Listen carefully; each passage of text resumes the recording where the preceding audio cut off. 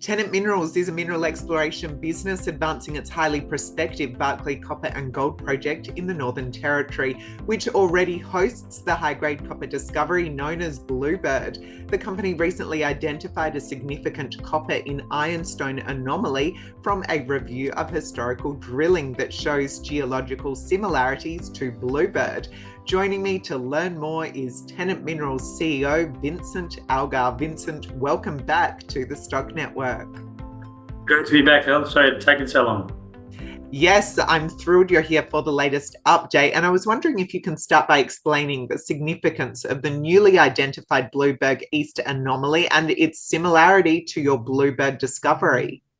It's a great opportunity for us, and we're glad to be able to get the summary of our interpretation out into the marketplace. So the important thing about Bluebird East is that it presents as a Bluebird target for us. And as everyone knows about, if you know about the Bluebird discovery, it's a high-grade copper and gold discovery in the Tennant Creek area. So it's one of the only ones that's been happened, I believe, this century, to quote one of my other colleagues. So really exciting to be able to expand this, because we've always believed that there's more to the Bluebird trend than we've found. So what it presents as is we started looking at the copper and gold grades in historical drilling along strike, and we wanted to see what we were seeing in these old Bluebird holes, old Bluebird East holes, were analogous to what we saw about Bluebird, because Bluebird is quite unique in that it's completely blind. When we say that geologically, we mean that you couldn't see it from the surface. It's not totally obvious to someone on the ground. There's not hobs of copper sticking out the ground, but we know from our other drilling that it's below there. So what tells us that there's a Bluebird underneath? What's lying underneath us? So this anomaly is important because we then compared apples with apples in the top 50 meters of the drilling, and the geochemistry came up in the same quantum, and that's really important. So that's what we try to outline in the announcement, and it's important because it gives us a really exciting drill target that opens up opportunities below that. Excellent. Looking now perhaps more closely at historical drilling at Bluebird East, can you tell us about the past drilling there, and also what the review of the historical shallow drilling results has actually identified now?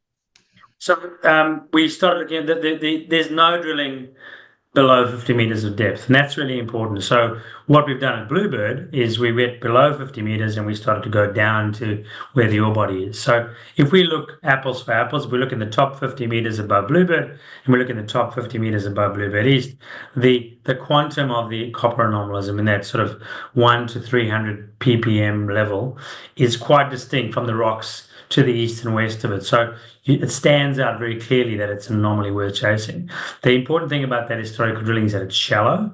It's very widely spaced. So it gives us a target that is of a similar size, if you like, to the Bluebird target that sits above the main Bluebird ore body, which we subsequently discovered by deeper drilling. So that's really the key story here, is what shallow drilling is there, tells us a story, but there's no deep drilling, and that's really exciting. So it also sits just along strike, about 250 meters to the east, 350 meters to the northeast of the main Bluebird discovery. So the idea that it's related in some way is really important, and we see that with its relationship with the structural data and the geochemistry and the geophysical data. So they're in the sort of nearby cousin area, which is really what you want them to be.